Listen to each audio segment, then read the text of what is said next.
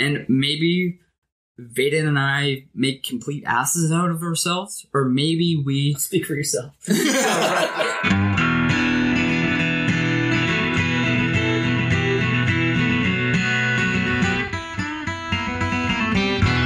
Hello, everyone. Just Vaden here today. Ben is currently vacationing in Miami, attending a CrossFit competition. I didn't know if you knew that about Ben, but the man is a CrossFit machine.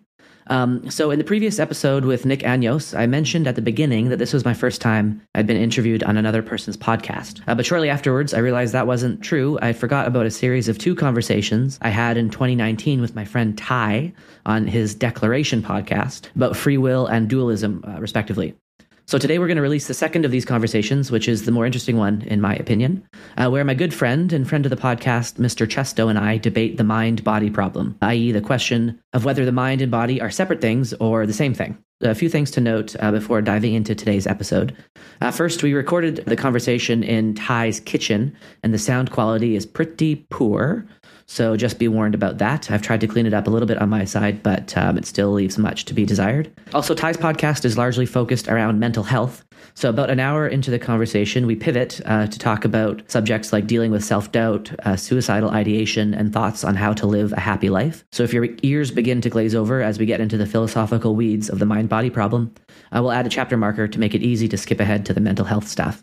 This episode should be the last of our bonus episodes we release before getting into recording some new content. And with that, I'll turn it over to 2019 Ty to introduce the episode. Hope everyone had a great holiday break, and we'll see you next time with some fresh, sparkly, new content. Enjoy.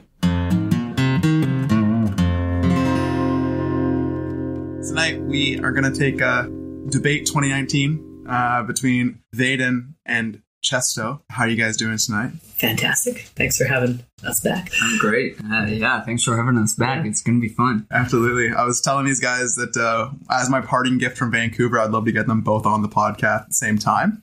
And they approached me saying that well, you got to know about them. They love to debate. They're both all into the philosophy and the intelligences and all those things. And they love to argue. And I love to listen to them argue. And they apparently have found something that they might disagree on.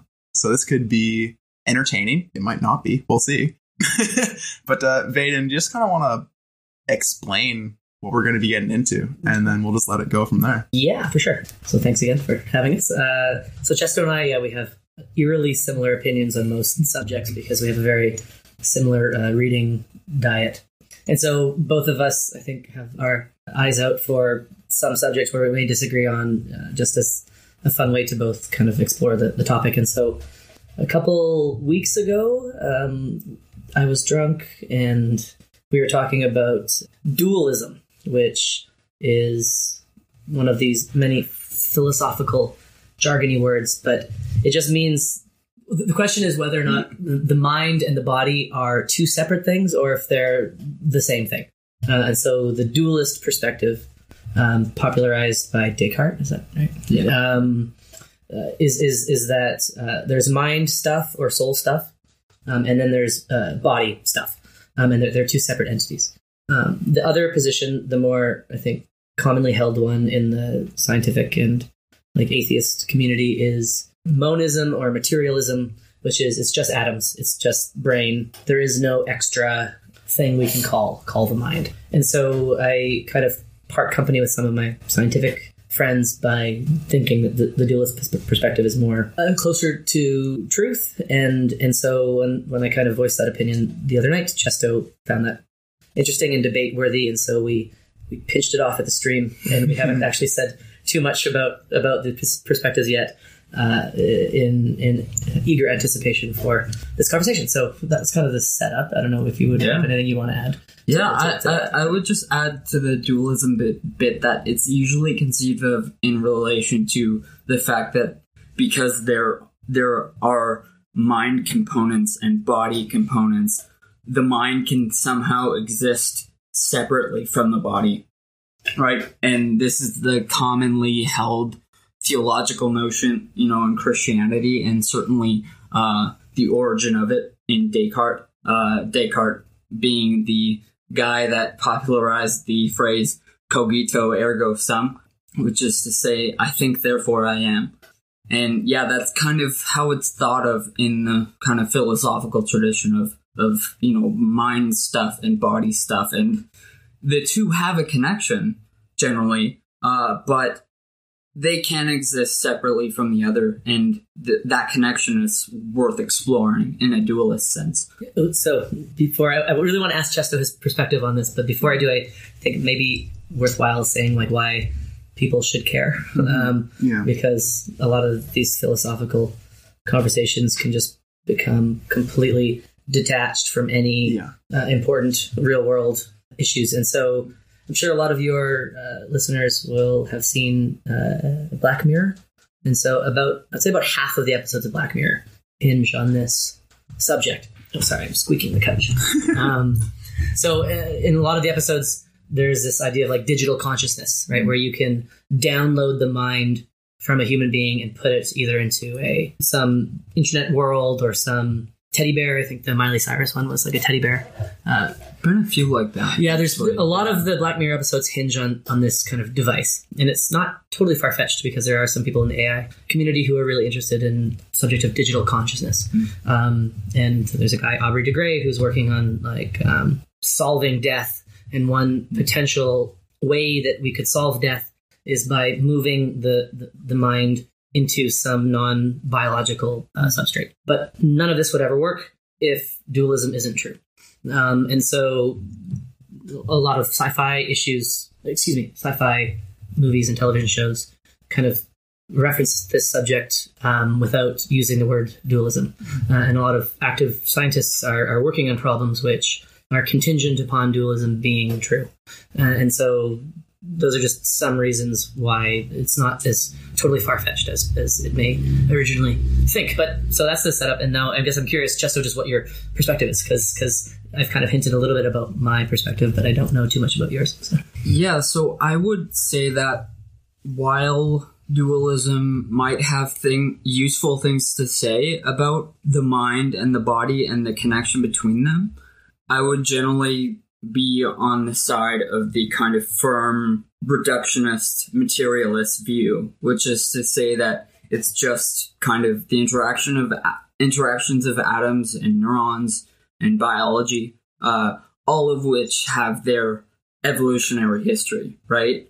I think something that motivates the kind of anti-reductionist or anti-materialist view is that if you reduce everything to atoms, you somehow lose the magic of being human, right? Being able to pin everything on, it's just the interaction of atoms or the action potentials of neurons doesn't really capture the essence of what it means to be human. It doesn't capture emotion and reason and logic and passion and love and things like this. But I would say that all of those concepts are kind of riding above the underlying interaction of these substrate particles, let's say, and that these concepts are emergent of the underlying biology, of the underlying physics. So, yeah, that's more... Yeah, totally. Nice. I was hoping we would get to be able to use the word reductionism, because just before we started, I was saying that dualism isn't actually really the thing that I'm super interested in. It's more just a consequence of being a non-reductionist. And so the thing I'm really interested in is the subject of emergence and more specifically David Deutsch and his epistemology. So I need to set this up a bit. First, I want to say that I am not at all worried that to reduce things to atoms is to take the magic out of it. That's not one of my concerns at all. My concern is that if you reduce everything to atoms, you just won't understand the universe. It's just not the right way to think about the universe. And so the word materialism has been thrown around a bit, which is the idea that all of reality is about physical material. But there's another word called physicalism, which is closer to my perspective, and that's materialism plus things like logic, mathematics, ideas, knowledge, real in terms of really abiding by the laws of physics, but non-material. And so David Deutsch, he wrote a book called The Beginning of Infinity, which I think I referenced last time I was here. And his whole argument is contingent upon explanations. But I've subsequently come to realize that the word explanation just doesn't have the emotional impact that it should have when Deutsch says it, and like when I say it because I'm influenced by him. I think you need a really nice British accent. Yeah, you know. Yeah. Well, so I was comparing it to like let's say 1600s using the word evolution, and if you said you had a theory of evolution, people would say, "What you mean? So your theory is that things change, things evolve?" It's a theory that doesn't say anything. But obviously, the theory of evolution says a hell of a lot, and it's much richer than that. And so Deutsch, although he doesn't use this term, I think he should call it like the theory of explanation. The word explanation is doing as much work in his epistemology as the word evolution is doing. It's a holder for a rich set of ideas which aren't easily reducible to just the single word. So, and just for listeners, can you just say what epistemology means? Oh, epistemology is the study of knowledge. So it's just the study of knowledge. How you know what you know. Yeah. How do we come to knowledge, right? How do we know that what we know is actually true in some way? Do we have good reason for why we believe what we believe? Do we have good justification? So in the common philosophical language, justified true belief. So the idea is that maybe let's say we just have a guess or a hypothesis about the world, and it happens to be true or it happens to not be true. It would be almost akin to, what's that casino game? Roulette.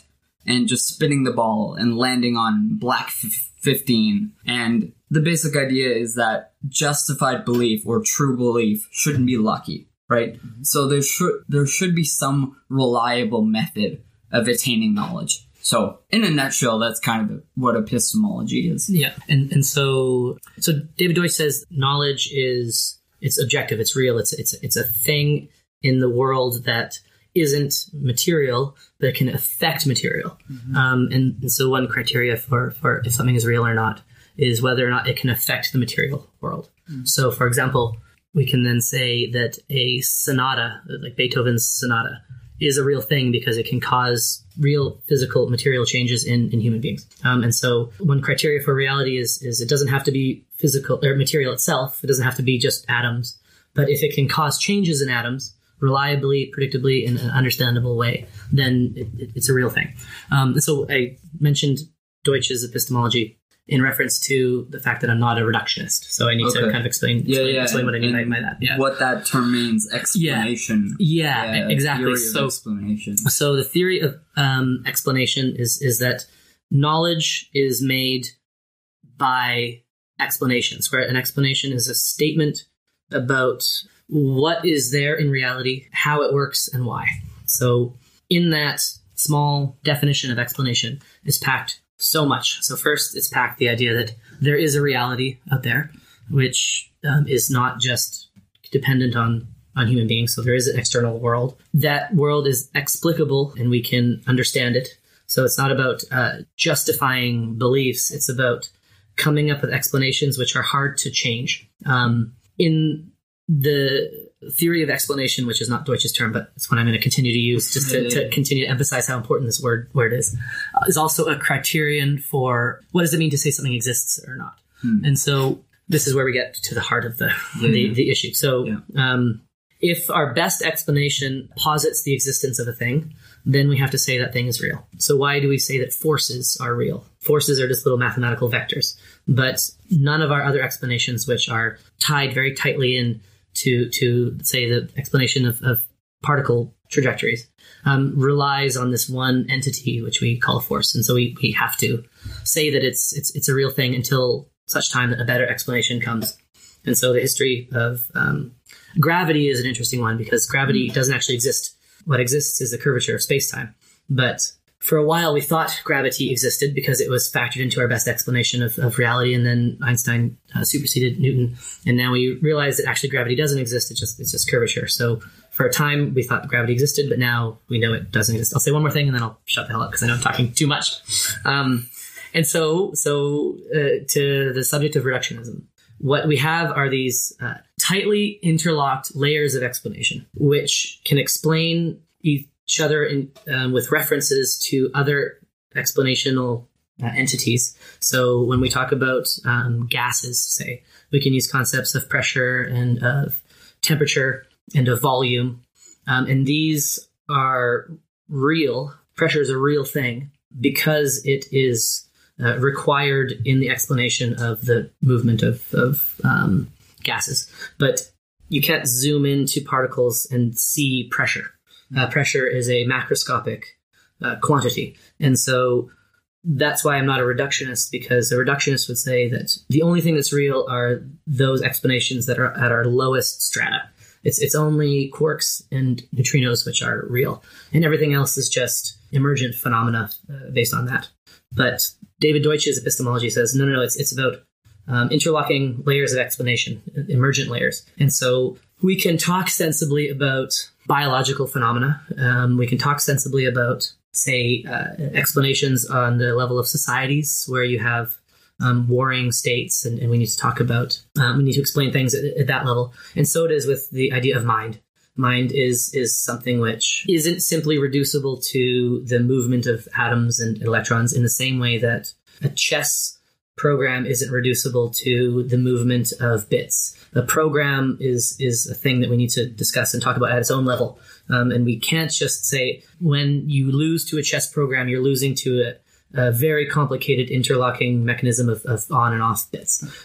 That's what my position is. So basically, you can't explain a bridge by just talking about a steel beam. Yeah, or by talking about quarks. Gotcha. Okay. So there's obviously interactions between these layers. They're not perfectly isolated, but I know I'll say one more thing because I don't know if I fully. No, go ahead. No, go ahead. Okay. Go ahead. So you just gotta kick me under the table. So firstly, my legs are short. Yeah. Firstly, I would say that I guess I would about the physics thing and gravity particularly, and something like a force are kind of best predictions in the standard model predict things like force carrying particles and fields. So something like gravity or the electromagnetic force is the perturbation of a quantum field in some sense, right? So it's not as though something like a force is not reducible or... No, it's the best explanation for the physics of subatomic particles. Necessitates introducing this thing called a force. Okay. But our best explanations right now actually don't require this kind of black box idea of a force that's simply a vector, but it's actually describable as a field particle, for example.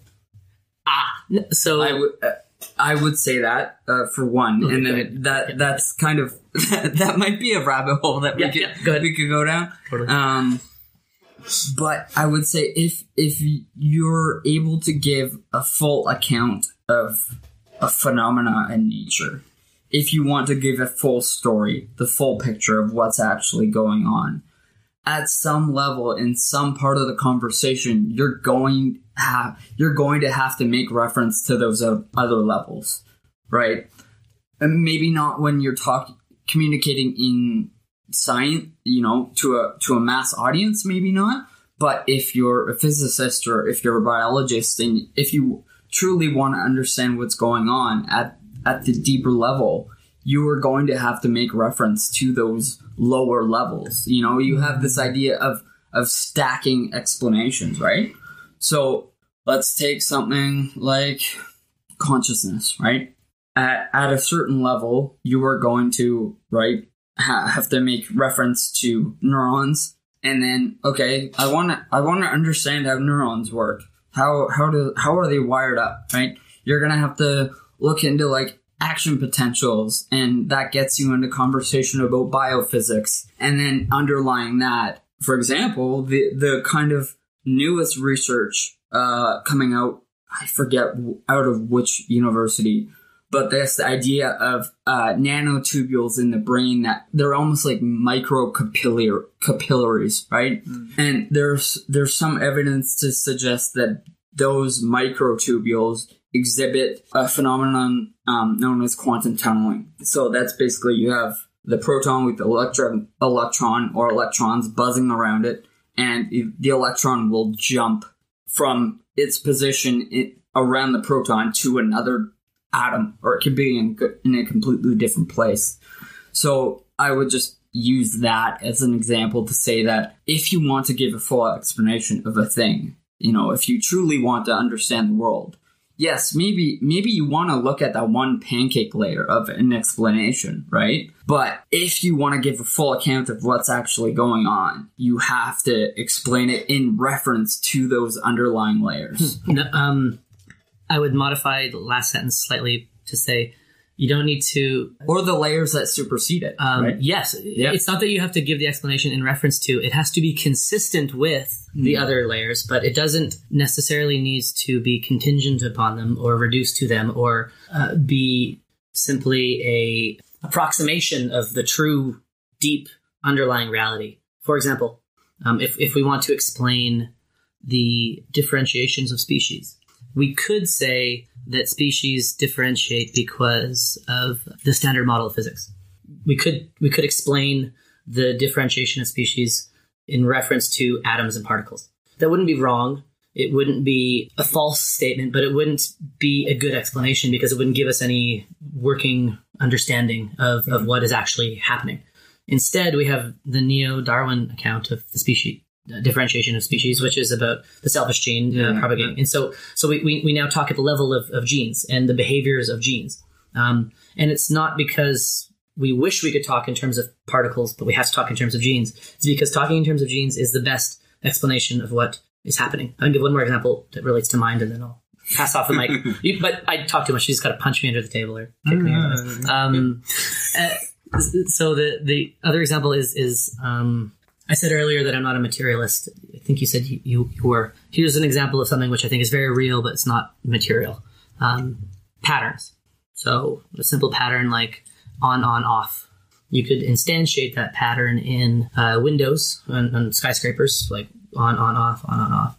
You could instantiate it in sticks on the beach, or you can instantiate it in electrons. It isn't the same as the electrons. It's not reducible to the electrons. It is its own thing. We need to talk about this pattern as its own entity. It's a real thing. It's not physical, but it's real. You scale that pattern up, and it becomes a series of transistors, and then it becomes a series of gates, and then you get some software which can play tic-tac-toe. It makes the best explanation for what this program is doing is to talk at the level of the program. It isn't to reduce and the program is just a pattern. It's a very complicated pattern. And it makes sense only to talk about losing to the software. It doesn't make sense to talk about losing to the electrons in high voltage state and in a low voltage state. So it is with mind. We can talk sensibly about minds as distinct from bodies in the same way as we can talk sensibly about patterns being instantiated in circuits as separate from the circuit board. And with that, I'll pass it back. Yeah, so I would say at no point would I say that something like a pattern is not real. Or it's not material. Is not worth talking about. But, so I would go back to your example of the gene, right? Mm-hmm. If we want to talk about how genes replicate and how they move forth in a generation, how they actually become selfish, if you want to give a full account of that process, at a certain level, you have to talk about something like, again, biophysics and the concept of, say, self-assembly, right? Mm-hmm. How the DNA structure will basically, based on the physics alone, will arrange itself into this 3D pattern, just because that is basically, I think it's something like the lowest energy level that those compounds will form. And because of that, it causes this twisting rotational motion, right? So again, it's invoking a lower level to explain a higher level phenomenon, right? So your example of the pattern, I would say software and hardware, in saying that you didn't lose to the program, you lost to a combination of bits. Again, though, if you wanted to give a full account of how you actually lost, you might want to talk about the idea of logic gates, right, and how those actually work. Because for me, at least, I think that's a conversation worth having, because if you want to understand it's like looking at a stack of pancakes and you want to see how that layer relates to the top layer and the bottom layer. You want to see where it fits. And I think the same thing is with mind, right? You basically want to see where it is in the stack of pancakes. Agreed. And how those interact with the bottom layers and the top layers. Agreed. So if you want to distinguish that layer from another, say, you have to talk about it as a quantitatively different thing. Agreed. Yep. Yeah. So I think we're both dualists then. If you want to talk about the mind as a quantitatively different thing than the body, then I agree. Absolutely. The idea that there are different strata of interlocking explanations, which then interfere with the strata above and below them, isn't to say that we shouldn't always look below or above, but it's just to say that each of them exist and that one isn't necessarily primary to the other. It isn't that we should always look downwards for insights. One easy example of this would be the second law of thermodynamics, that entropy always increases, and that a gas or a liquid, when energy isn't added to the system, will always tend to a state of greater disorder. This isn't a law which is reducible to any law beneath it. It is just conjectured, and if you zoomed in on the particles and you could see a little microscope, you would just see little particles bouncing around. There is no way to reduce the second law of thermodynamics to anything underneath it, but it is purely a macroscopic law. But it's one of the laws that physicists hold as one of the most essential, deep laws of physics that we have, and it's one which has yet to be reducible to anything beneath it. That's not to say that, for example, your Gene comment about how you want to look at biophysics and how certain systems will tend to lower energy states as a way to then understand the behaviors of genes. Totally fair. There are many instances where you want to look to layers below, and there are many instances when you want to look to layers above. I could give an example, but maybe that's a little too long-winded. And so the point is only that we shouldn't privilege those lower layers as somehow being deeper, truer, more close to reality. They're all layers of explanation which interlock and will form some sort of fabric which we can then use to understand reality. Yeah, I there's something in there that I want to disagree with, I know that, but it can't quite. I guess the idea that I can give one tiny example just as a way to example, to kind of prompt your memory. Mm-hmm. So on the subject of, you have one layer of explanation and we want to look down to get some deeper understanding. Mm-hmm. And I'm saying, well, you can also look up to get some deeper understanding as well.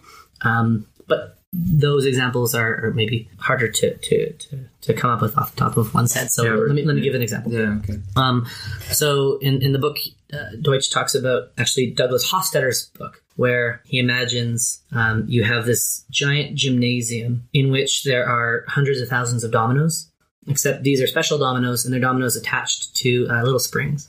So you knock a domino over and then it pops up again. And so this is essentially a bit, right? It's a bit that can be on or off. And so you can imagine making this very overly complicated network of these dominoes, which form a tiny little circuit board. And the whole point of the circuit board is to determine whether or not, I think the number was 741, is a prime number or not. So this is a physically possible thing to do. It's obviously ridiculous using dominoes and springs, but it's possible. And so you can imagine making this giant interconnected network of dominoes attached to springs, where at the very end there's a single domino which, upon falling over, if it falls over, it indicates that 741 is a prime, and if it doesn't fall over, it indicates that it's not a prime. Okay, so then you knock the first domino, the on switch, and everything starts going across this giant flurry of dominoes, like toggling up and down, and you see this sweeping motion, and eventually, at the very last second, the last domino falls over, and it indicates 741 is a prime number. So the question is, what's the best explanation for this domino falling over? You could go down. You could say, well, let's look at atoms. Let's look at the laws of physics. We could it's this. So here's one explanation for why that domino fell over. It fell over because its neighbor fell over. Right, and that fell over because his neighbor fell. So that'll be it. Social pressure. Yeah. It's a conformist domino. It dresses in nothing but black. And you could go down, but it would be a much better, richer explanation to go up and to talk about the level of primality, prime numbers. And so that is a layer of explanation, which is one, not material. It's not about the movement of physics of particles. Nor is it macroscopic material, the falling over of dominoes, but it's on the higher strata. It's on the layer of ethereal prime numbers, right? Non-material, non-physical, but yet nonetheless real entities because it can affect the change in physical things. And so David Deutsch's point is that the best explanation for why this domino fell over is because 741 is a prime number. And that is going up a level, up many levels to a non-material level. But explanations are the thing which is the most important piece, not whether or not it's at the deepest layer or it's at the highest layer. It's just layers of explanation. That's what I feel about mind. Mind is a very complicated pattern, which hopefully one day we'll understand. And once we can understand it, we'll be able to move it to some non-mushy computer entity, digital consciousness. And so we have to be able to talk about mind in the same way we can talk about software.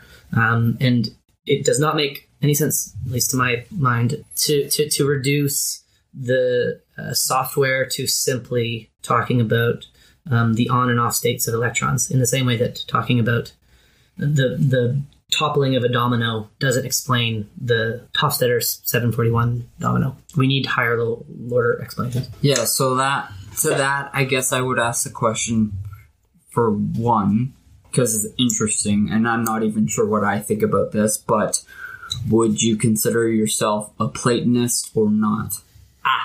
Which is to ask the question, do you believe that numbers are real? Like, in some sense, do they exist in some realm which they influence the material world in some way, or are they just abstractions that we use on a daily basis that we use to calculate and do math with, and economics and business and physics and all this stuff? So there's one question. And then I guess I would, again, maybe to drill in a bit with the concept of mind, I would focus on that to just go specifically with the concept of, for example, digital consciousness. I don't know that. I'll give the example of the fact that we are not just brains. We're brains in bodies connected to a vast network of neurons and neuronal tissue and fiber and stuff, which is all interlocked and networked, right? An example I use is the idea of the enteric nervous system, for example. The enteric nervous system is a collection of neurons that live in your gut and which are responsible in a very real sense for this concept of gut feelings. Anytime you're kind of around a shady person or shady situation and you feel that like deep in your gut, that is I would say 100 million years of mammalian evolution telling you, okay, get out of this situation, right? Yeah. So a fun fact that comes from that is that there are more neurons and neural tissue in your enteric nervous system than there are in your spinal cord, right?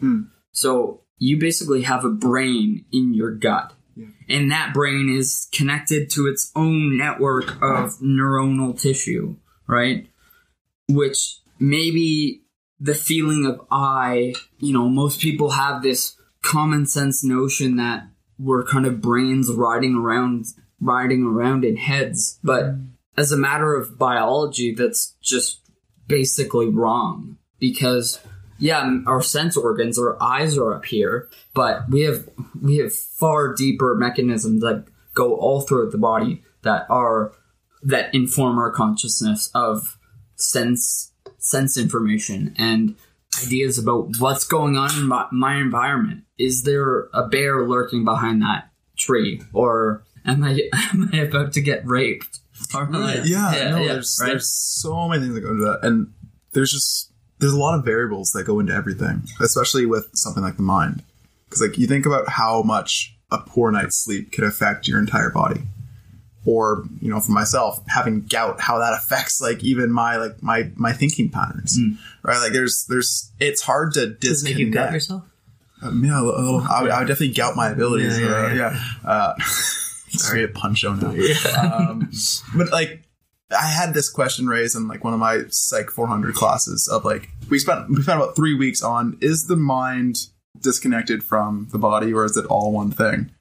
And as a class, we could never really come to a legitimate answer for that. And I think it's such a fascinating question, and that's why I'm enjoying this conversation. So I'll hop back out, but I just want to say it's incredible how interconnected everything is that it's almost difficult to disconnect this. Yeah. So, and that's basically my point, is that you can't remove mind from body, because mind is body. Oops, so you asked 2 questions. First was on Platonism, and then the second is on let's say the relationship between mind and body. Would you accept that reformulation of the question? Yeah. And so I think my answer to both is the same, which is that they're distinct but intrinsically related. And so I need to explain what I mean. So let me talk about the Platonism thing for a second or two, and then hopefully that will lead into the second question about mind and body. So Karl Popper, forgive me. Here we go. Yeah, forgive me. He has this concept of 3 worlds. Popper's 3 worlds. So the first world is the world of the material, atoms and electrons, sticks and stones, blueberries and blackberries, that kind of thing. And his second world is the world of subjective experience. Fear, of love, of doubt, of curiosity, the internal subjective world. His third world is the world of man-made ideas, the world of symphonies and of great works of art, of architecture, of mathematical proofs, of non-physical ideas, essentially. Popper, which I fully agree with, says that all 3 of these worlds are real. Popper's third world is the one that he is most interested in, because that's where he puts the realm of knowledge. So knowledge is an objective, real thing. It's real in that it can affect the first world. It has a causal influence on things in the first world, but it is always mediated through the second. So the world of ideas and of abstract numbers, of prime numbers, of triangles, they're real in that they can affect the first world, but they couldn't in the absence of the second. So human beings are the only thing which is the conduit between the third and the first. So this is a distinction that is important because it is not Platonism, but it is a belief in the reality of abstractions. So Platonism says that triangles and prime numbers exist independent of whether or not human beings do. Popper views triangles and prime numbers as similar to honey from a bee or an ant's nest. It is a product of individual actions of ants and bees, but then it begins to take on a life of its own and then have a causal impact on the behavior of the ants and the bees. So honey is produced by bees, but then upon enough of it, then influences the behavior of bees.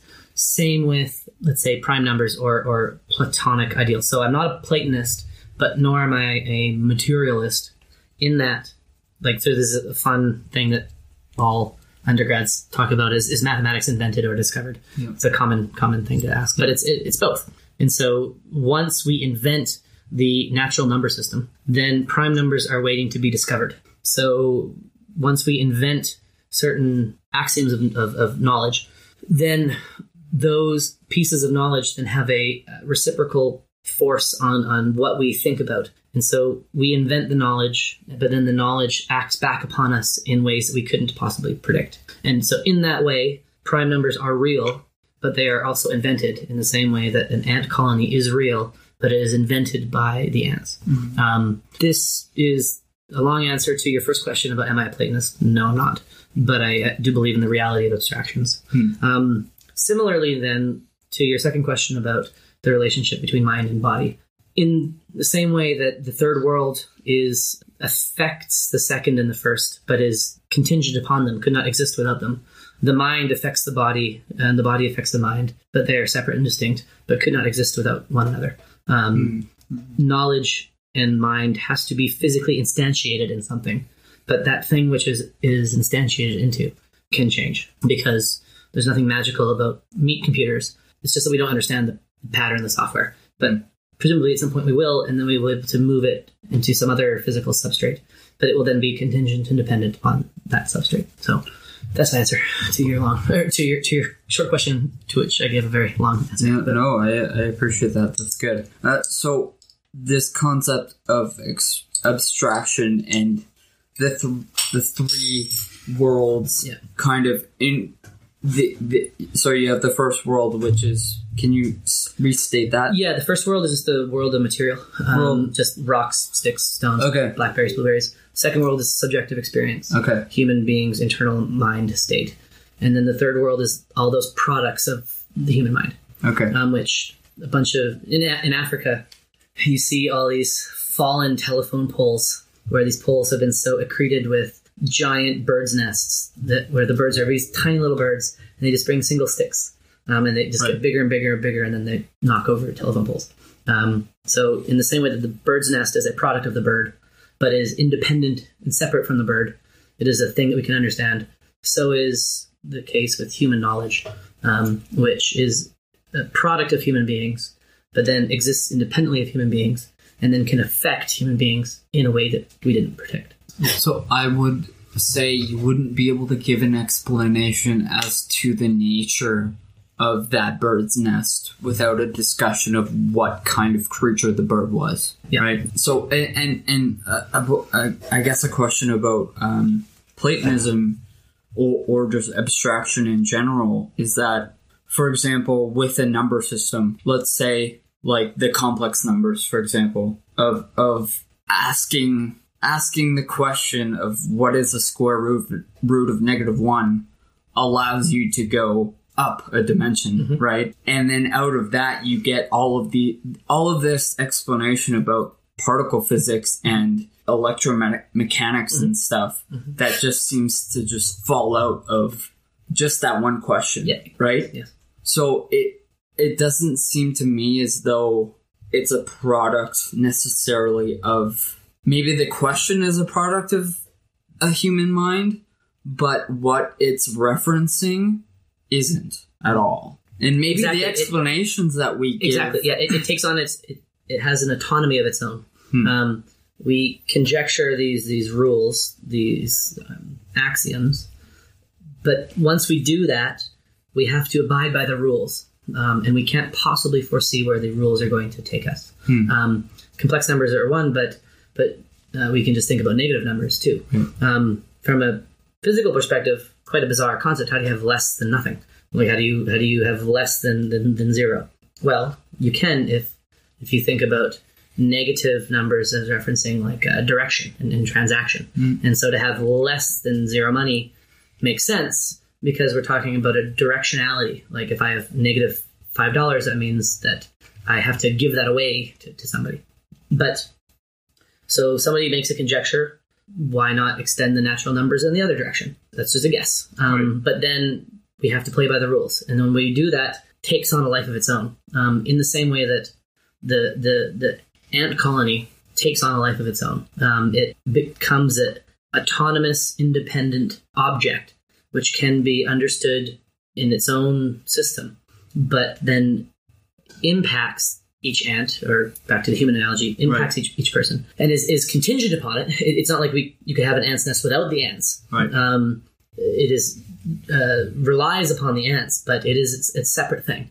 And so it is with all of human knowledge, and the number system is just one simple case of it. But it's conjectures which then influence the future conjectures, and that's how it works. So I would say that maybe we can talk about them as separate things and independent things, and once you can dive into the philosophy of mind and neurobiology and neurophysics, but that set of explanations is contingent upon the underlying levels, but not separable from them.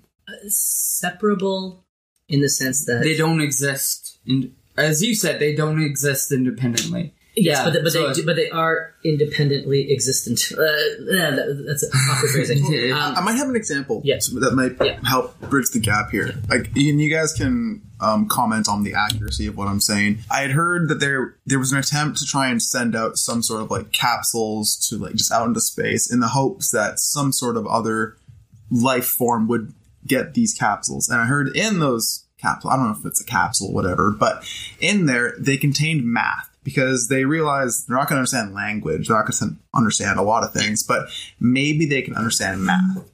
And like my mind was, well, who's to say that anything outside of humans are really mathematically based? Like that's how we understand a lot of phenomenons. But that doesn't necessarily mean that other species or colonies or what have you actually abide by math at all. You know what I mean? Like, we're saying like, So, I think you're referencing the Voyager records. Okay. So what? 1972, sometime around the same year that Dark Side of the Moon came out. Okay. Pink Floyd, great album, great by times, the way. Yeah. One of the best vocal solos of all time on that record. Break Against the Sky. Bam! There you go.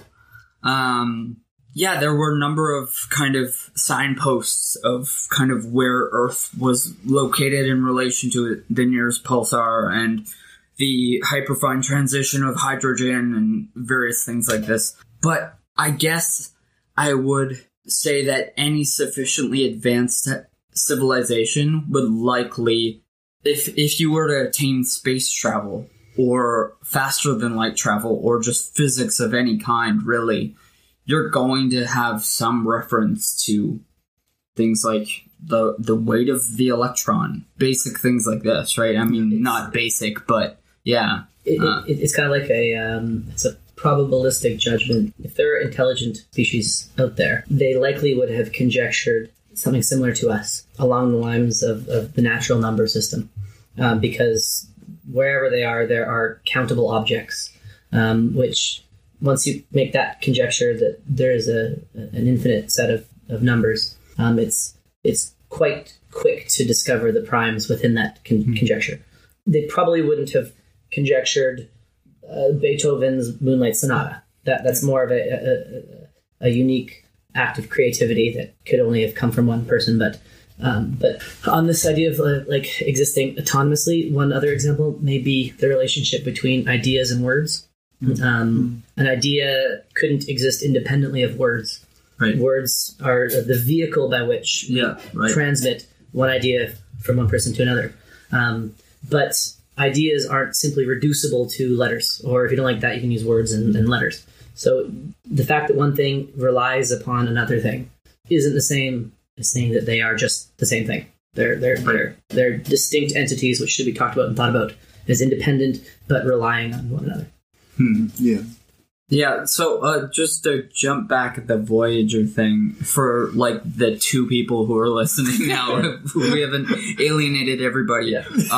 Vox did a very cool video where they actually decoded the Voyager record by hand with help from a number of different experts in the field. It's really, really cool. And they actually ended up resolving the diagnostic image, which is basically looks like the Japanese flag. It's a white screen with a black dot in the middle, or could be vice versa. But and then from that, it has all the images of people and music and stuff. So yeah, it's really cool. Anyway, so I think I can kind of agree that the lower levels of an explanation might be the vehicle for the higher levels, and maybe vice versa. Maybe there's a way in which we can talk about explanations that might shed light on the lower levels, but at the same time, it might make sense to talk about the layer that we're talking about as a separate thing. Exactly. Yeah. I think that. Yeah. That's the whole. That's all I was hoping to get from you. Okay. Is that it makes sense to talk about mind as a separate thing from brain, in the same way it makes sense to talk about software as a separate thing from hardware, even though you could not have software, which is independent of hardware, but just like software, you download an app on your phone. It originated in the mind of some programmer or some set of programmers, and then it was instantiated on their laptop, and then instantiated through fiber optic cables to get from, say, Europe to North America. And from there, it was instantiated in the Wi-Fi signal, and then instantiated into your cell phone. And so it's changed physical instantiation multiple times. Right. And so just the fact that you have something changing its physical instantiations indicates that the thing that's changing is different from the medium which is being carried. So it is with mind and brain. I think eventually we'll understand the mind. And like, I work in AI, so this is something that's near and dear to my heart. We hope to be able to figure out intelligence one day. I think we're nowhere near it, but I think it's a solvable problem. And when we do, we will be able to instantiate it in all sorts of different mediums. And just the fact that it's an intelligible, it's something which can be understood. It is understandable, and then separable from its physical instantiation, indicates to me that we must talk about them as two separate things, even though they couldn't exist without one another at this particular state. Yeah, I guess to a degree it is an empirical question, right? Yeah, like, is it separable? And just because, of what I've said earlier about the fact that we are, at least humans, at least the form that our consciousnesses take, are embodied things. Lifting a brain and putting it into a computer. Let's say the idea of mapping the connectome. Well, the idea is basically you map every single neuron in the brain and all of its connections to each of the other neurons. How many? 100 trillion connections or something? With 100 million neurons, something like that. I heard it's the same order of magnitude as the number of websites on the internet. Oh. Which is kind of a fun interesting connection. Yeah. So I don't know if that would get you something that it's like to be a machine. Well, it would get you something that's like to be. Maybe, but not the entire thing, because this idea of the enteric nervous system and their neurons being spread out all over our bodies, right? So it's I don't know if it's just the brain. Agreed. But if you could, in principle, get everything, all of the sense data from all of the neurons in the entire body, potentially, maybe you could do that. Yeah. The question then it becomes, is that thing you, or is it your twin? Yeah. Because I think of it like, if you have a twin, it's not like you share a consciousness with that person, right? So from t equals 0 to t plus 1, you have two branching people, right?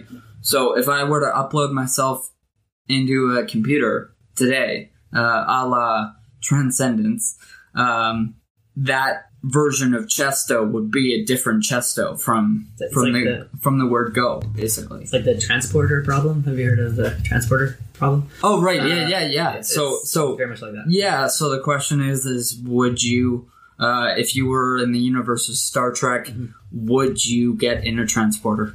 What do you think that would do? You imagine you step on board the transporter and they say, "Oh, okay, Ty, you have been successfully moved to Mars. You can see yourself." And they say, "Okay, now beginning the deconstruction phase," because it's instantaneous in Star Trek. But if you're replicated down there and then they just destroy you, would you do it? And it's this idea of like, would it be a continuous change of experience, or would it just appear like that to everybody else? Right. And so no test, presumably, I haven't thought of a test that would be able to answer that, because the person downloaded, beamed to Mars, would say, yeah, of course, I was just there a second ago and now I'm walking around. But would that be the same as the person who... so it is if you download your consciousness onto... Well, and actually, I think Black Mirror did an example of this directly with one of their Christmas episodes, where someone would just download their brain into some computer, which was then their personal handheld John Hamm was in the episode. The Christmas episode. Yeah. And so from the perspective of the outsider, it's just, I now have a voice assistant which knows everything that I think and is very responsive to my every need. But then it goes into the perspective of the person in the smartphone, say, and they're just imprisoned and experiencing just a lifetime of solitary confinement. So it's an important question, which... oddly enough, Family Guy did a version of this where Stewie and Brian get in their teleporter and then want to go to Vegas, and it transports one copy of them and basically clones them into Vegas, whereas the original people that went in are basically like, our transporter is broken. So my position on that is that there's no way in hell I'm getting in that transporter because... Like, think of it computationally or just from the perspective of downloading something. Basically, what you're doing is taking all of the atoms in my body and converting them into bits of information. And by doing that, you effectively destroy me, right? So you're killing me on the one side, and then somebody else emerges on the other side. Maybe the person that emerges out the other side of the teleporter is me, and he remembers getting in, but the person going in dies. So that's my position. It basically like a cloner thing. Like, yeah. Also, like, biologically speaking, like, from, let's say, 0-year-old Ty to 40-year-old Ty, I have, like, completely regenerated all my cells, and I'm not the same person technically that I was when I was born. The ship of Sisyphus? Or Theseus? Is that the... Theseus. Some of syphilis? Yeah, the ship. The ship of syphilis. Sounds like a horrible... No, the ship of Theseus is this philosophical thought experiment of, like, you have a ship sailing out of a harbor and you just continue to replace all the boards until when it gets back, there's not a single board which is the same, but is it the same ship? And the resolution to that is no, but it's the same pattern. And provided that the pattern is the same, that's the thing which we attribute existence to and individuality to. So if you have two patterns, then who knows? But that's why it's not a mystery why our entire material can change over the course of our life. But yet we experience ourselves as a continuous agent through time. And it's because the pattern which consists of Ty is consistent enough through time to not change entirely. It kind of builds upon previous the essence of Ty is carried along each. And so it's about the pattern, not the material. And I guess what that hinges on is the question of consistent enough. Yeah. Because this, in the kind of philosophical literature, is known as the problem of personal identity, right? So what is it about you that is carried through moment to moment, right? What is the essence of your personal identity? Is it something like a soul? Is some kind of non-material thing? Is it the pattern of neurons that's instantiated in your brain? Yeah, and how is that carried through moment to moment, right? And what your view, it really depends kind of what your view on that is, but at a certain level, just like with the dualism thing, I believe it is to a certain degree an empirical question, and just we're not fully there yet with brain science and stuff. So did I at least give a decent case for dualism? I don't know if I swayed you at all, but I don't know if I would quite call it dualism. I don't know if that captures it. Well, I guess I think that it makes sense to talk about mind and body as separate but related, and so there's dual entities there, maybe that should be talked about. So we're right back where we started, bro. There are two different things, but you can't separate them. So like I think I said earlier, but if I didn't, I'll say it again. That dualism isn't my primary area that I'm interested in, but I am interested in these levels of explanation. And that manifests itself in the dualism conversation. Quite apparently, I guess. So do you guys want to just kind of present your final conclusions? Final thoughts. On this topic. We can keep talking if you want. I don't think I do, except to encourage everyone who finds this interesting to read David Deutsch's Beginning of Infinity, because in the what I'm going to call the theory of explanation is packed so much, which can inform an entire worldview, which I did not do justice to. But if one person reads this book, that will be a success for me. Yeah. I would also say that if you are interested in these topics and just becoming better at being less wrong and less stupid, definitely this is Vaden's favorite, but you need to check out Karl Popper. I don't put that lightly at all because My man. His one essay about falsification it's brilliant. Yeah. Really. Well, and falsification is just one of the many problems which he set his mind to and then solved. And so many philosophers and so much of philosophy is just wasting time with definitions and with coming up with complicated sounding arguments for very simple things. But Popper just is as clear as George Orwell and is I think one of the most important thinkers of the 20th century. This might be an interesting question because, like you just said, like philosophy can get so isolated almost, where like the conversation becomes about the conversation, not so much about like you know what I mean? Yeah.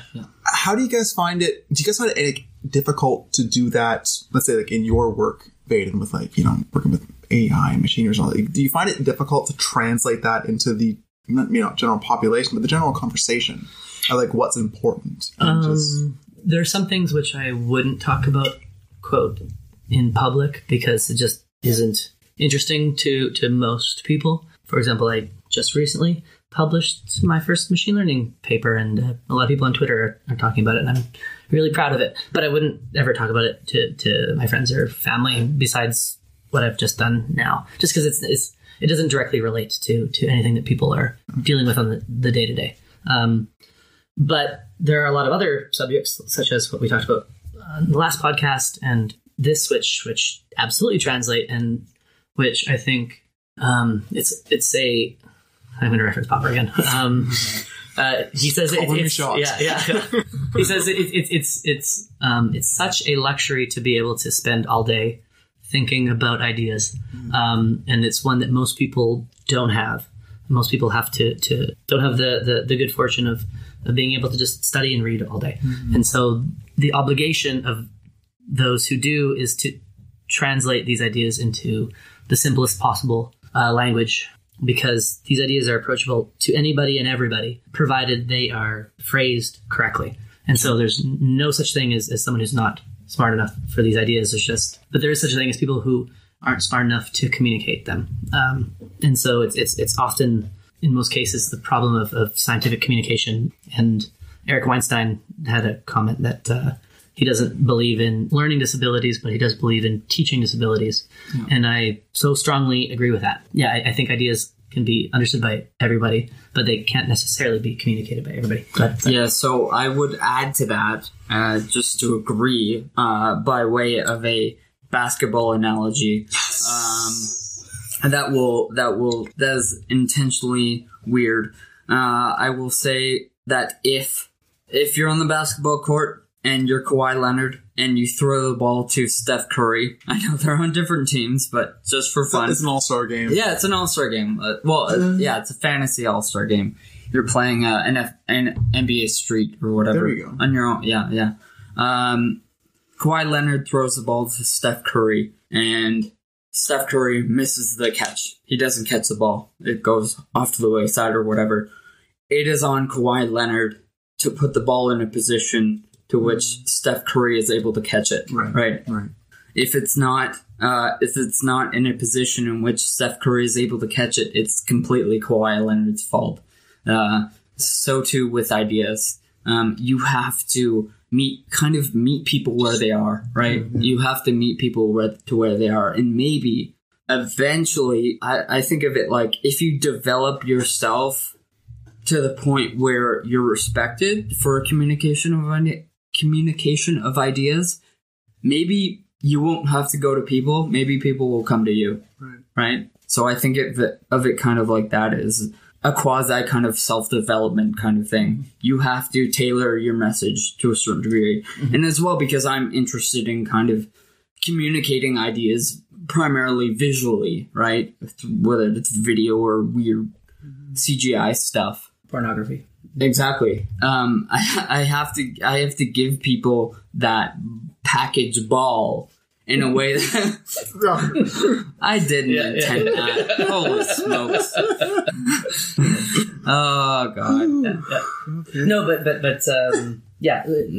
whenever an idea isn't successfully communicated, it's always my fault. It's never that the person I'm speaking to isn't intelligent enough to get it or anything. Of course not. It's just I didn't put it properly. And that's where I want to commend you too, because you guys went into a conversation that's not hard to, like, it's hard to grasp at times. Like, it's not hard to understand where the conversation is, but it's hard to follow at times, you know? And you guys did a great job of, like, bringing it back and all that. So I really want to commend you on that. But I forget who said it. Maybe you guys do. Is, like, essentially the sign of intelligence is being able to take a very difficult concept and breaking it down into something that's very digestible.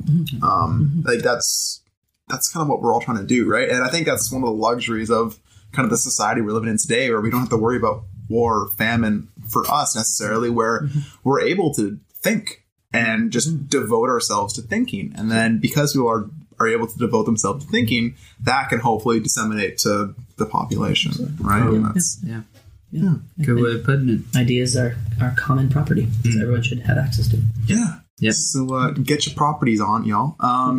So yeah, I guess it's a good time as any, because we're like an hour 15 in, so that's a good little time.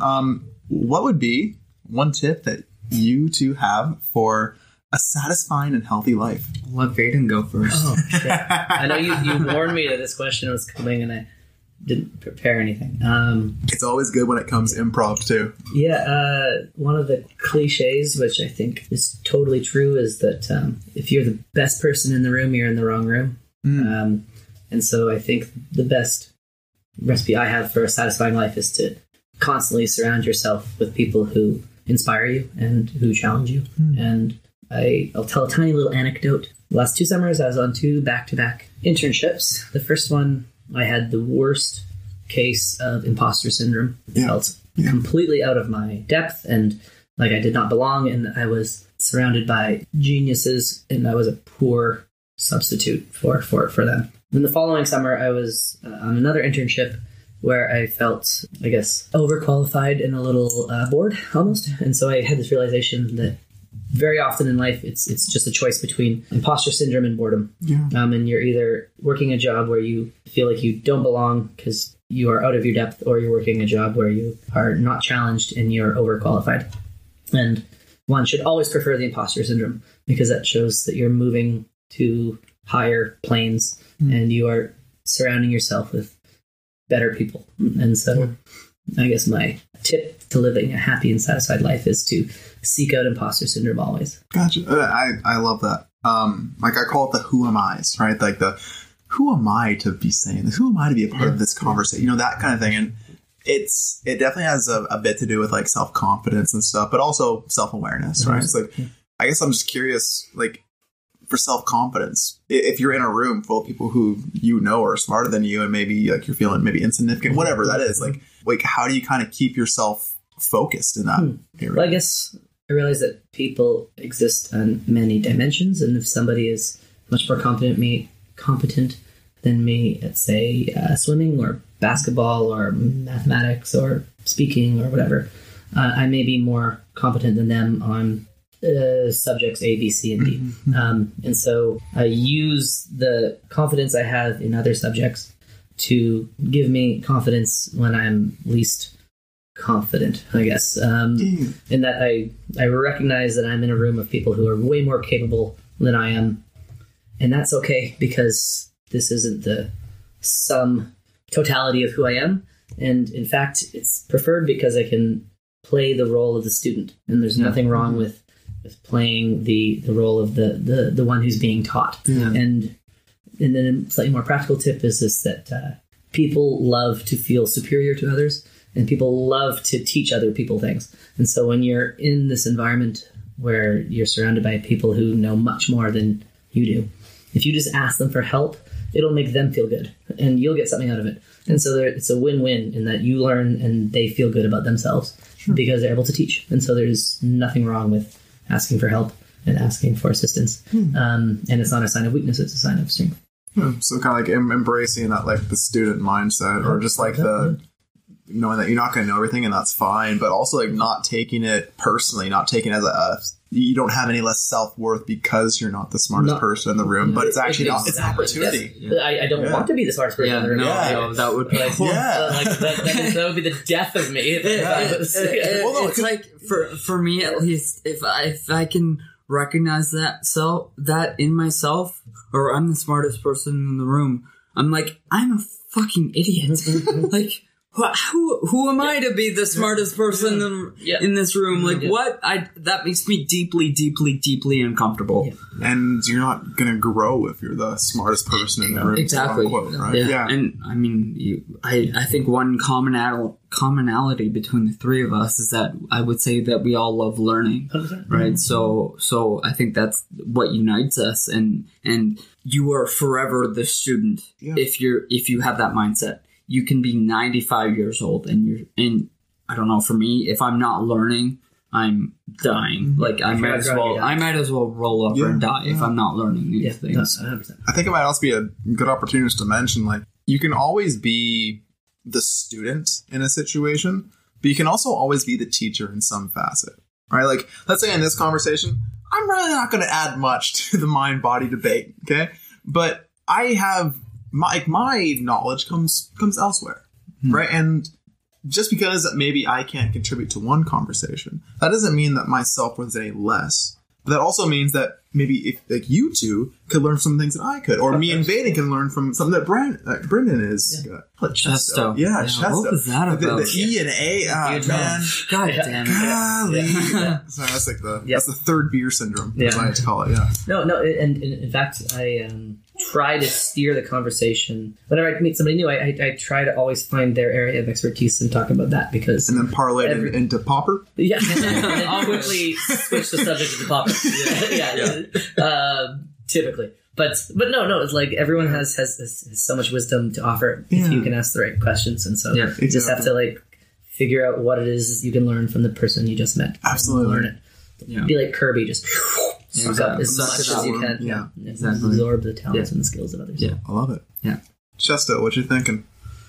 So, I would kind of go on the more existentialist tip, I guess, as I usually do, which is to say that things like, say, you talk about on this podcast pretty regularly and candidly about struggles with mental illness and where you are mentally. And something I would add about the idea of being the teacher and reserving space for where you can contribute rather than try and dominate the conversation and maybe not necessarily add much. I would say that the fact that we're having this conversation right now is a testament to you, right? In the fact that you brought us here tonight to host on your podcast, and the person listening to this right now gets to listen to that, and maybe Vaden and I make complete asses out of ourselves, or maybe we speak for yourself. Let's be honest. I'm totally of course. Kidding. No, I'm completely kidding. Kidding. But I'll make an ass out of myself. Sure. Completely. No. So, but maybe somebody gets something out of it, right? Maybe something that Vaden says or I say or you say helps somebody in some way, right? And because you brought us together here for this conversation tonight, that's happening, right? And that's something that wouldn't have happened if not for you.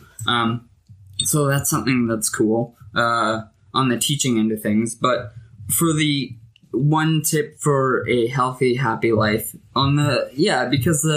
you speak candidly about struggles and such, and I would say that the sensation of, say, being depressed or being hopeless or being existentially angsty, yes, people might be well aware of. Actually, as a matter of your own experience, when you're paying close enough attention, doesn't actually exist. So if somebody is paying close enough attention to the contents of their own experience, it is imbued with so much meaning that it is the most psychedelically weird thing, amazing, beautiful thing that you could like possibly imagine. Just from my own, and the cool thing is that it's available to everybody. As something that's I've kind of thought of in relation to, say, depression or mental illness or hopelessness or whatever. It's like, okay, if I'm feeling depressed right now, I'm not paying close enough attention to this moment right now, right? So I would say just for people that might be, one tip for a healthy, happy life, just pay attention. And you never know what you might learn. You never know what you might observe in the contents of your own experience.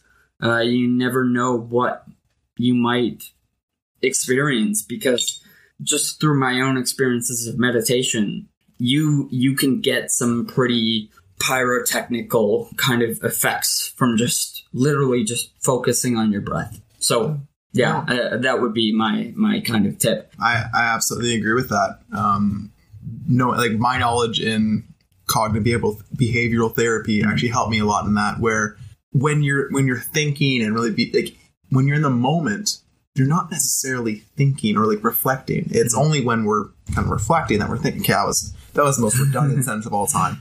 But when we meditate and when we kind of cue into what the actual moment is, we can realize that our thoughts lie sometimes. And that totally what we think doesn't necessarily tell the story. Yeah.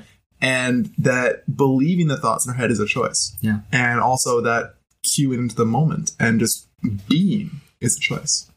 And yeah, the choice is yours. Do you want to just continually swirl around the same depressive ideas and just kind of that, or should we work on it? Should we meditate? Let's try something new. Let's go for a walk. Like, just do something and just get outside of the thoughts. And, totally. Yeah. And an idea that comes from that is the idea that we are not the author of our own thoughts. Yeah. We have this idea that see previous podcast between Ty and myself. For more. Okay, there you go. So an understanding of that gets you this separation between thought and reaction, and thought and this story that we tell about ourselves that, oh, I'm feeling depressed because of X, Y, and Z, and because of that, I need to feel depressed for the next 5 hours or a day or 5 days.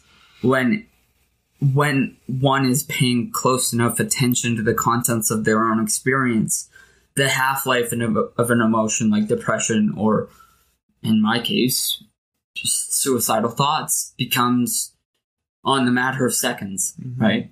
Which is super cool. May I ask a question of the two of you? How do you thread the needle between talking about mental health and disclosing it to friends and family and trying to deal with it internally without disclosing? Because obviously you don't want to not talk about it, but you also don't want to talk about it so much as to become the one trick pony kind of person.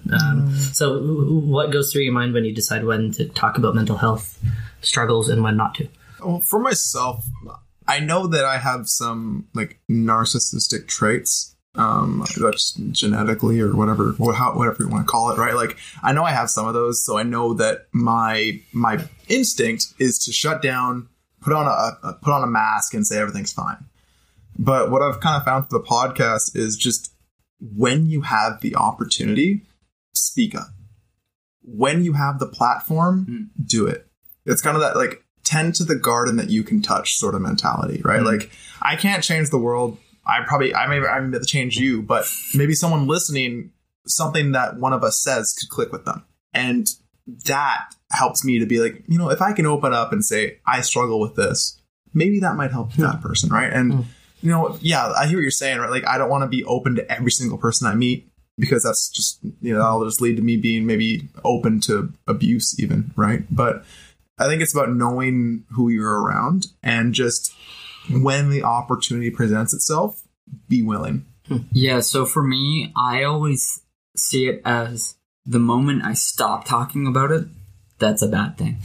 Yeah. Because it kind of, it festers in darkness and silence, right? And the idea with this growing conversation of breaking the stigma of mental illness is, for me, I will talk about it at length with whoever will listen. Because the idea is, for one, you never know who might be going through something, right? Who might be galvanized by what you're saying to speak out about their own struggles, right? And on the other hand, it's the idea of it festers in darkness, because a weird analogy would be to like free speech, for example, in the idea of, say, banning speech that one might find offensive or upsetting the established order in some way.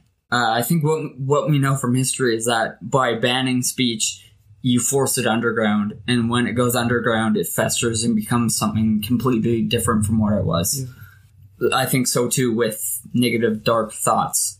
These things grow and fester in darkness, and that sunlight is the best disinfectant. Yeah. Actually, I'll open up about one of the only times I actually ever had a suicidal thought. And when I first had it, I was petrified. Oh, yeah. I was like, whoa, this is what that is? No thanks. And I tried to instantly no, push away. Yeah. And then I just kind of like sat there. I was like, that's probably not the best thing to do, because that's just going to give it more power. And then I just kind of sat there and tried to think as logically as I could about it. And as soon as I gave it the platform to like, okay, what do you have to say? Yeah. It lost all its power. Exactly. And it's just a thought. Exactly. And we put so much pressure on ourselves maybe to not even have these thoughts or not have problems at all. Yeah. And, present ourselves as perfectly as we can. But I think the more we realize that a lot more of us than we realize go through the things that we all go through on a daily basis, and that we're not alienated, we're not broken, we're just human. Totally. And just like we're trying to understand more about the mind-body connection or the brain in general, we're trying to understand ourselves. Exactly. And just the more we talk about it, the deeper understanding we'll get. Yeah, and through talking about it, we connect with others and like-minded people and people that are going through maybe not necessarily the same struggle, but similar. Yeah. Or you never know as well how, through my own struggles, I find I'm able to relate to others in a way that I would say most people can't, just being able to kind of zoom out from your situation and go, okay, you might be feeling terrible right now, but the fact that, you could go over to your sink right now and pour water in a glass, even that is like crazy cool, because you have access to clean water. Yeah. That's insane, right? Yeah. So there are so many things that kind of give you an understanding that, life, no matter how bad it is, it's never that bad, really. And even just a matter of your own experience. Pay attention to the sensation of depression, and it becomes this beautiful thing, I think. And it paves the way for a real meaning and happiness. So I had another question. I don't know if we're planning on closing down soon or not, but so you both have talked a lot about how to deal with it when it's happening to you, but how do you help others deal? So I say this as someone who hasn't really had serious mental health struggles. Sure. Most people have had ups and downs, but I would never say that I've had anything of substance. But people close to me have, and I never know how to help, and so externalize it a little bit. So after talking about it, about how to deal with it yourself, what do you do to help others? I think a lot of people discount the importance of just simply listening. There's a story of a family who's in the hospital, and someone who joins this family because they're a friend or something, right? And that family lost a family member, and they're broken down crying, and just like they don't know what to say. And the friend who comes along is flabbergasted, like, I have no idea what to say to make this better or what even to do. And they left that situation feeling just less than. Like they didn't feel like they did the best job, and they felt discouraged about that.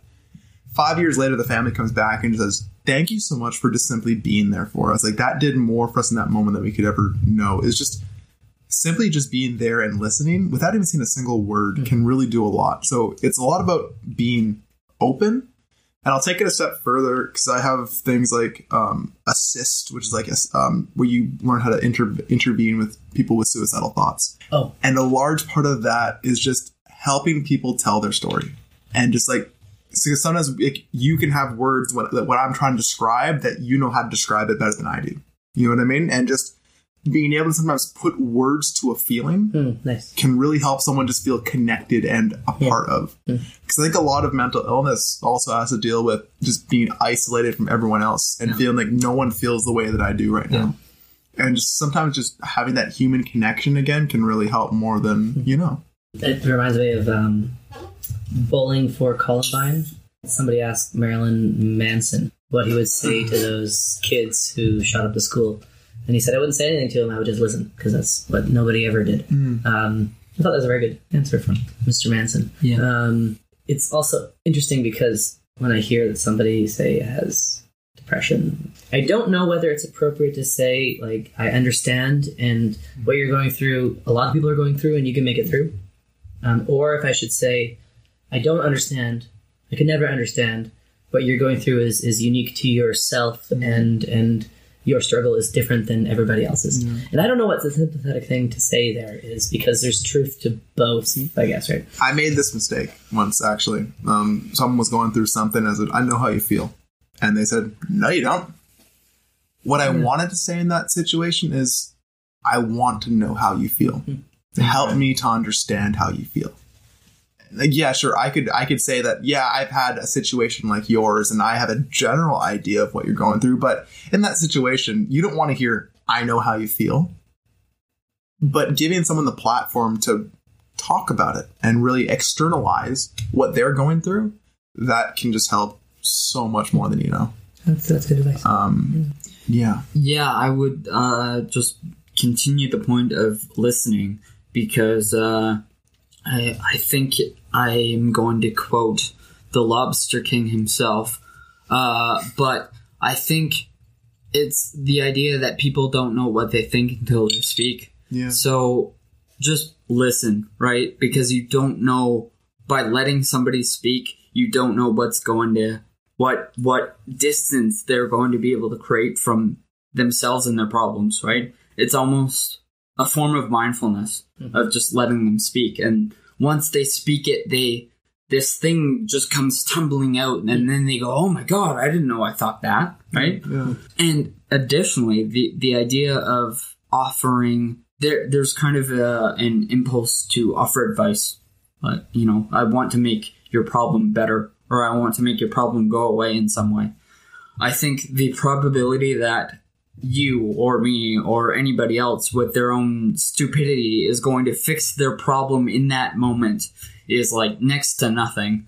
And the probability that you're going to add to their trouble is probably pretty high. So just let them speak. And additionally, this idea of offering advice or solving other people's problems is that if you solve their problem, you've robbed them of that opportunity to grow, right? Yeah.